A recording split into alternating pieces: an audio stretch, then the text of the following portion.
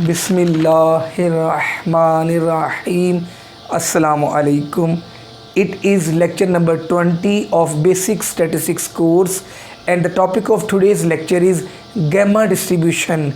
Before starting today's important lecture, I request everyone subscribe to my channel, like and share my channel, and click the bell icon for the notifications of the next important videos.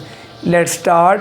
Question number 1 is the probability density function of the gamma distribution with two parameters is a very important question. F of x is equal to 1 over gamma of alpha beta raised to power alpha x raised to power alpha minus 1 into e raised to power minus x over beta, where x is equal to 0, 1, 2 up to so on till infinity. That is the probability density function of the gamma distribution when the range of the gamma variate is 0 to plus infinity.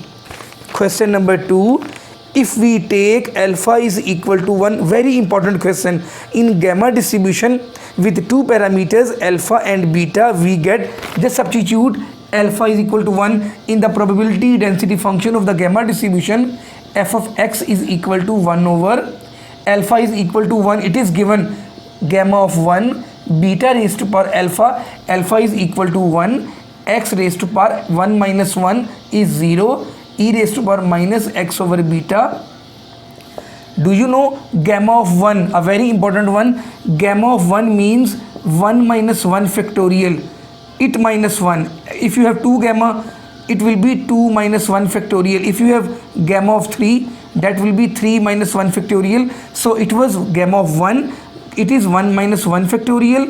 1 minus 1 factorial means 0 factorial, and that is always equal to 1. We know 0 factorial is always equal to 1. It means this is 1 over beta raised to power 1 is beta, x raised to power 0 means also 1, and what is left, e raised to power minus x over beta, and that is the probability density function of the exponential distribution we have discussed in the last lecture. Now you will click, the correct option will be exponential distribution when we put alpha is equal to 1 in the probability density function of the gamma distribution. Very important for all the papers of statistics. Question number 3, the distribution of sum of n independent exponential variates will be A part, A option exponential, B normal, C beta, D gamma. Gamma distribution will be the correct option, a very important one.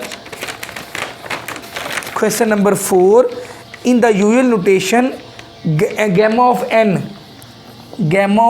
is equal to, we have discussed, gamma of 2 is 2 minus 1 factorial. Gamma of n means n minus 1 factorial. That will be the correct option in the exam. Question number 5.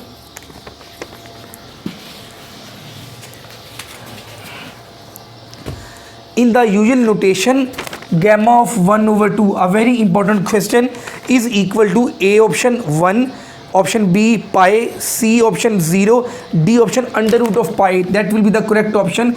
Gamma of 1 over 2 is always equal to pi under root. That will be the correct option. Question number 6, gamma variate assumes all the values in between the interval.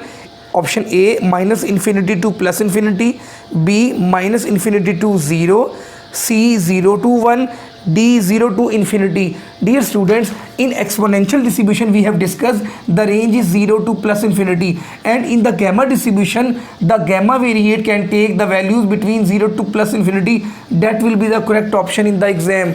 Please keep in mind. Question number 7, let x follows gamma distribution. There are two parameters alpha and beta. Alpha is the shape parameter and beta is the scale parameter. Then the mean and variance of the gamma distribution, a very important question. Mean is equal to the product of these two parameters alpha beta, alpha multiplied by beta, and variance will be equal to alpha beta square. Take the square of the scale parameter, then multiply with the shape parameter, and you will get the variance of the gamma distribution. In the paper they can give the values and just substitute in the formula and you can get the mean and variance of the gamma distribution. Question number 8. In a two parameters gamma distribution, a very important question, with parameters alpha beta, variance is greater than mean. Question number 8 is, in gamma distribution, variance is greater than mean if A option alpha is greater than 1, B alpha is equal to 1, C alpha is not equal to 1, D option is alpha is less than 1. It is correct one.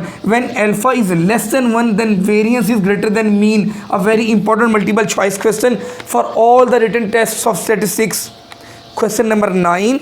If X follows normal distribution with two parameters mean and variance, then Y is equal to 1 over 2 X minus mu over sigma whole square.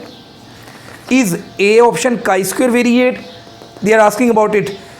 B beta of first kind, C beta of second kind variate, D gamma variate. That will be the gamma variate, important one. Question number 10.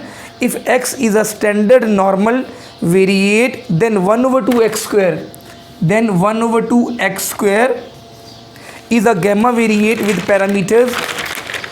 Option A is 1 over 2 comma 1, B 1 over 2 comma 1 over 2, C option is 1 comma 1, D will be the correct option 1 comma 1 by 2. If we have 1 over 2 x square,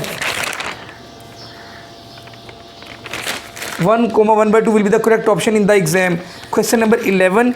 The sum of two independent variates is, the sum of two independent gamma variates is A option beta distribution of first kind, B beta distribution of second kind, C chi-square variate, D gamma variate. Whenever we have two independent gamma variates, the sum of these two independent gamma variates will be gamma variate. Keep in mind D will be the correct option.